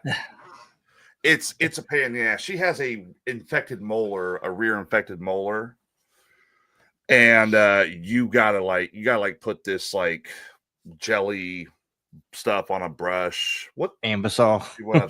It's like that. Yeah. she don't like it either. So you're trying to open her mouth up, and she's like scratching. One night she got me really good, and I was like, "You stupid bitch! I'll knock the tooth out of you." You come back. You come back to the camera, and your face is all scratched up. That actually, one night I came back on the show. My arm, I had to hide my arm because it was bleeding. Because she grabbed the arm while I was trying to put it in there. I'm like, "Ooh, I'm so glad I got the microphone muted because they could hear me screaming." This didn't go the way I planned. Come back, I'm like, "So hey guys, what are we all talking about? What's going on?" Your shirt's all bloodstained. Yeah, we're waiting on a date. It's infected. The molar's infected right now. She's like 23 years old. Ah, wow. Which I'm sitting there like, my fiance is like, "It's my favorite cat. I love her." And I'm sitting there thinking, "Oh, I'm gonna be in trouble when this bitch dies. It's gonna be rough time." God. But she's 23 years old. She's got a large infection in the back molar. The back molar's chipped off, and before they can remove it, they have to obviously treat the infection. Yeah, which I guess the way they're gonna remove the molar is, I hate dentists. I hate dentists. I've been hurt by dentists too many times. Oh, really? Oh man, that's like my biggest fear. I actually don't mind the dentist because I've always thankfully had decent experiences. But I've heard some horror stories, dude, and it makes you question every time. I don't know if I The worst is one time, it was during COVID, and everything was starting to open up a little bit. It was 2020. I had a filling pop out of my mouth. Right, yeah. And I'm like, it fell out. I'll just go get the filling put back in. Yeah. I didn't know it was going to be like this. They did the X-rays, which first of all, I have a horrible gag reflex, so they got them straight. Be a tough life if you weren't, buddy. And they're sitting there trying to put this X-ray thing in. They're like, "All right, open up." Stop. But they finally got the X-rays, and I'm like, they're like, "Okay, so what do you want to do?" And I'm like, "I just want the filling put back in." We can't do that. We gotta pull that tooth. We gotta pull a tooth behind it. Oh, Jesus. The tooth across from it. I'm like, what? Why? And they're like, "You see that all there? Yeah, the side of my mouth. That's infection. That's not infection."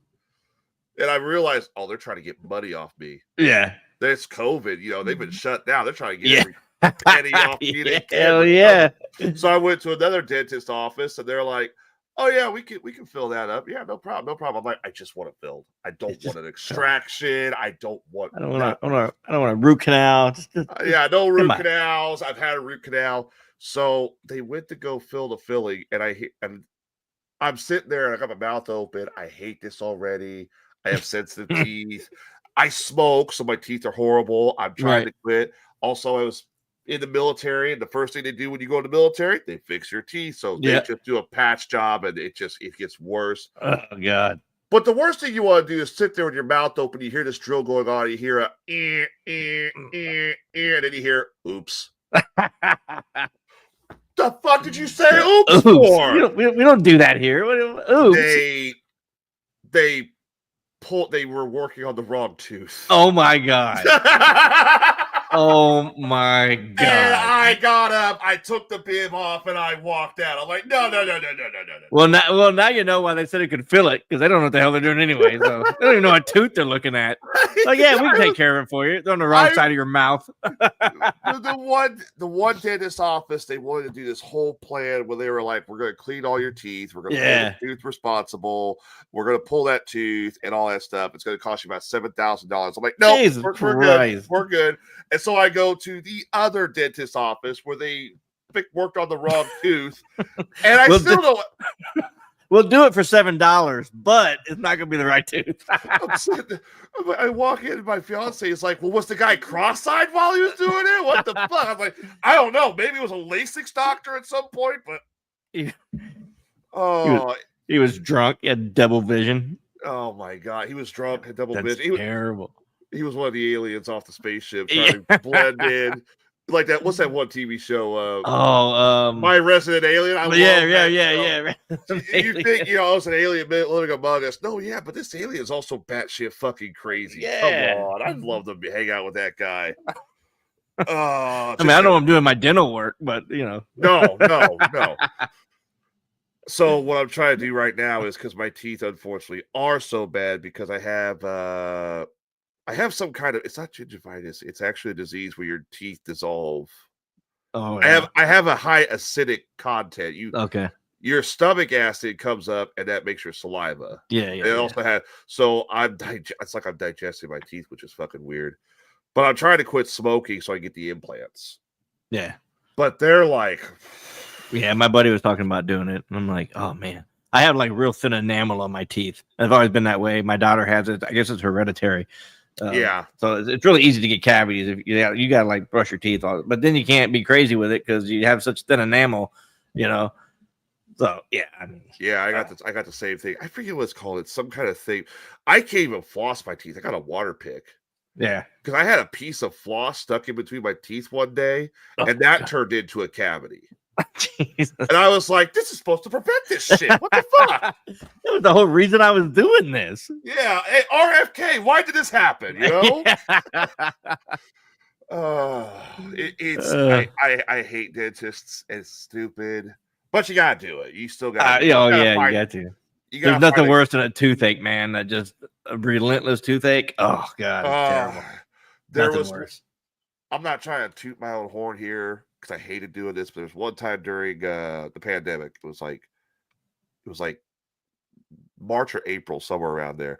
I had a tooth infection, and I actually got this tooth removed shortly after they fixed that filling on the wrong tooth. But I was driving home and the tooth was hurting like horrible. It was horrible. I couldn't stand it. It was throbbing. I was driving home. So I just reached in and I started pulling it out. And I broke the section off of the tooth. God. And it felt better. Yeah. But I would not recommend you do that, especially while you're driving, because I'm sitting there and the fiance is talking to me. So when I get home, we think about, possibly making dinner, and she's unaware of the fact I got a hand in my mouth. I'm like, and finally I pulled it, and she said it sounded like glass clapping together, not breaking, but that clap. Yeah. And she's like, "Are you okay?" And I pulled it out. She's like, "Oh my god, what?" Oh god. And then of course I had to have that tooth pulled, and it was not fun. I hate dentists. Oh god. That's why I just want the implants, and I just want to get them done. Because I have always had horrible teeth. I can't even smile normal. I hate showing my teeth. When I smile, this is me smiling. I'm like, yeah. I look like I shit my pants, I need a bathroom now. Take the picture. I gotta go. Yeah. I had my wisdom teeth taken out, but they had to do it. They had to knock me out and pull them, surgically, right? And my girlfriend at the time, I didn't know what the fuck I was doing. I woke up, and they knocked me out. I woke up. I wake up in my bed with a bag of chicken nuggets, half eaten, and a milkshake. And there's blood all over like a bunch of napkins and stuff. I'm like, what the fuck happened? She goes, well, you made me stop and get nuggets and milkshakes. I'm like, I just had my wisdom teeth taken. What do you mean I made you stop and get, like, what? You got to be the grown up here. Like, this is your time to shine. Like, you can't let me be that retarded. And what's wrong with you? Dude, it was terrible, man. When I got my wisdom teeth removed, my wisdom teeth never caused me a problem, ever. And when I went to the military, I was National Guard. Okay. And one weekend we were up in Marseilles, which is like one of the main areas here for the National Guard in Illinois. Mm-hmm. And they told me, DeWitt, you got to have your wisdom teeth pulled. Okay, can I go to the civilian doctor? We're going to do it now. Okay. Do I have a choice? Nope. Okay, well, right. Great. Let's do it. So I go sit down, and I'm sitting there. A buddy of mine's walking me. He's like, "Dude, you're gonna be so loopy from the gas. You're gonna be loopy. Everybody's gonna make fun of you. You know that, right?" I'm like, "Yeah, I know." And I go sit down. I'm in the chair. They got the bib on me, and the doctor comes in with his tools and goes, "All right, open wide." Excuse me. Well, we're pulling your teeth out, right? I feel like you skipped some steps. What do you? Wait. Are we doing Novocaine or nope? We're not gassing me. I'm not going under. Nope. Are you shitting? Nope. And let me tell you something. We are. Yeah, it's like you gotta at least let me go to sleep. Like, nope. Open up. I'm like, oh fuck Can me. you just punch me in the face and knock me out? Like, I'll take that. Yeah, they literally pulled my teeth out with no anesthesia. Oh my God. And I looked like a vampire when it was all said and done. Whoa. I was pale white. 4 sets. 14. Good God. All 4 was that had never caused me a problem. And I'm walking out. I'm pale white. I got blood coming out of my face. Everybody's like, that can't be legal. It was, I guess.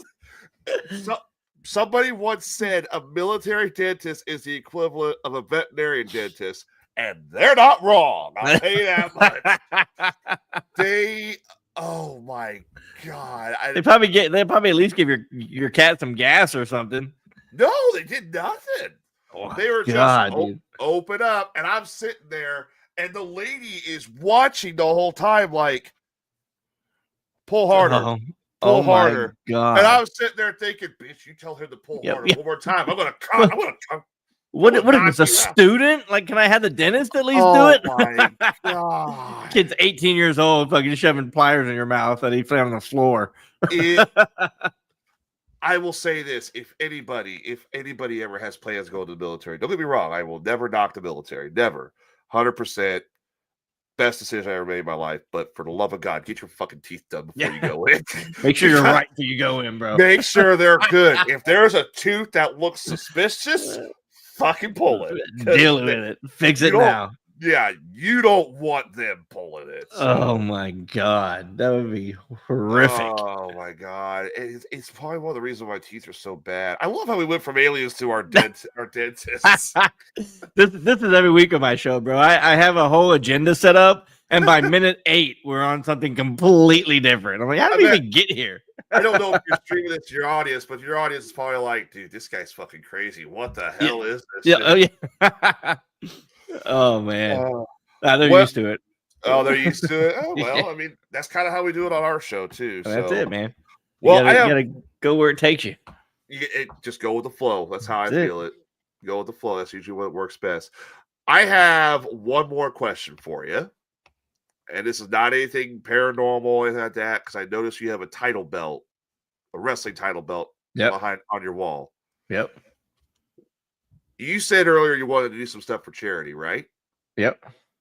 We are hosting and it's going to be kind of hard, so maybe you might want to wait till next year. We're doing a Battle of the Podcast championship title belt. Okay. The podcast that raises the most money for organization we're tied to, you probably heard of it, Wrestling for a Cure. I mean, they're the ones that made. They're the ones where I did this. You don't have to do that. You don't have to do the jackass style stunts. But yeah. The podcast that raises the most money is going to get a custom made title belt with like their logo and all that stuff on it. Oh, that'd be cool. Now, obviously, right now we're in the lead. Yeah. Because we're kind of the only ones who are doing it. The other podcasts, they were like, yeah, we'll get into it. They went nowhere. But we're probably going to do it next year for sure. Oh, that'd be cool. Yeah, I'm down for that for sure. I'm about to say, would the Nerd Informer podcast be willing to get on that? Oh, yeah, for sure, man. Absolutely. That'd be cool. Because I mean, let's be honest. It'd be really cool for you to sit there and just have this belt. You got like this old title belt, and it's sitting there. You got Nerd Informer and pink on there. Hell yeah. I'm down for that. That'd be cool. All right, I'm always down to do some cool shit with the season 9 ends July 13th, and like I said, we just hit 1,000, and it's like anybody at this point, it's going to be unfair to say the least to get them in here. Yeah. So it's like, let's get them, and I think next year we're going to sit next year's out and just do our own thing. Well, okay, we're going to host it because there was a podcast. There's a podcast here in Central Illinois, Ray Lytle's War Disaster. They won the Illinois Times Best Podcast of the Year like 4 or 5 years in a row, and they were sitting there saying, we're the best. And I'm sitting there thinking, take this link and start raising some money for charity. We'll give you a belt. You can prove you're the best. Right. And they were like, all right, yeah. And they've done nothing with it. The belt's going to cost me like $200 to make. And I'm like, is this going to be something? Where am I going to hang this up? Is it going to go over Starscream's waist or something? What is this? You got a lot of room back there, man. You can make room for it. You got to do some of your guys. Well, you got to just suck them in a little bit. They'll be all right. maybe if I get room in the garage, we're getting ready to renovate There that. you go. So. But there yeah, you go. definitely will shoot you that, get you set up for that in July or August after season 2. Yeah, man. We're always looking to do some collab stuff, man. So anytime you guys want to get together and do something cool, I'm always down. Oh, and I tell you what, this has been a great interview. I'd love to have you back on for sure, man. Oh man, for sure. I'd love it. It seems like we both kind of are on for the same page. We had the same. Yeah, for sure. Awesome. So where can they catch you at next, Ian? We are live Wednesdays, 7 to 8. We have the Oracle Talk Radio app. You can download and get it right from there for free. They have all the shows, so you can have the history of all the shows too. Facebook, pretty much anywhere else that you get, Spotify, anywhere else that has podcasts, we put it up everywhere. The good thing about Oracle, man, is that they do a lot of like our clips and stuff for us. They cut a lot of stuff up for us, so it makes it easy, man. And like if you got any shows that want to join a cool network, they're always looking for shows to put on, and you can do anything. We do politics, we do fucking everything, man. So you think they'd be okay for a comedy podcast like us joining, maybe? Oh, absolutely. Well, maybe I'll talk to them. If they let me on, they'll let anybody on. Don't let anybody on this thing. Come on now. Yeah, no, but it's really cool, man, because they do a lot of advertising. They advertise all the shows on their station, and if you do, we have a Patreon. We have Patreon. And if you do shows for Patreon, which you don't really have to do unless you want to, but you can do your own Patreon shows, and it's kind of revenue sharing.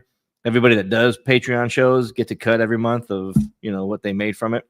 Ooh. So it's kind of cool. I mean, See, yeah, because I was trying to go through the list on all you guys at Oracle Talk Radio, and I was talking to what was her name? Oh, it was a female member. Tom and Jenny are the ones that are really, they kind of started it. Jenny is. Oh no, Sarah. Sarah, yeah, she kind of took over. She's doing a lot of the marketing stuff now, so she's kind of taking the lead for a little while. Yeah, because we were talking, and I sent her pictures of when we did the mock debate with Jason Wilhite, who was actually running for president, and me when I was dressed as Donald Trump. Right. And I forgot how stupid I looked as Donald Trump. I looked horribly ridiculous as Donald Trump. I'm not kidding. This fat man with a wig on his head, huge wig. Huge wig. That's great. Not good. Didn't Sarah's good people, man. She's a smart woman, man. She's got some good she got some good connections too. So yep. I was talking to her, and I'm going to start going through some of the other shows on Oracle Talk Radio. Get some of them guys in here for an interview. So, oh yeah, for sure, man. We got some really cool. They got everything from politics to numerology to whatever else you want to talk about. And you did me a huge favor by coming on here. So, if anytime you'd like for you to come on your show, just let me know. Yeah, man. Definitely set up for you. Yeah, man, for sure. We'll do that for sure. Yep. So. All right, that's not the music I want. This is the music I want. This is the outro music for the interview. Well, Ian, thank you very much for being on here. It's been a pleasure. Check out Nerd Informer podcast. What days? Wednesdays, 7 p.m. to 8 p.m. Wednesday, 7 p.m. to 8 p.m. They talk that's live, and you can find us any other time anywhere else. And we'll be sharing it, of course, because as I've been saying, every time we go in there, we've been giving the love. I can't sing worth a damn. All right, brother, man. All right. It's been awesome, dude. Thanks for your time. Thanks for having me on. This is cool. Thanks for having me on. Thanks for being on, and we will catch you all in the next episode of the Best Damn Podcast. You can check Ian on the next episode of Nerd Informer on Oracle Talk Radio Network. So, all right. So long, everybody. Later.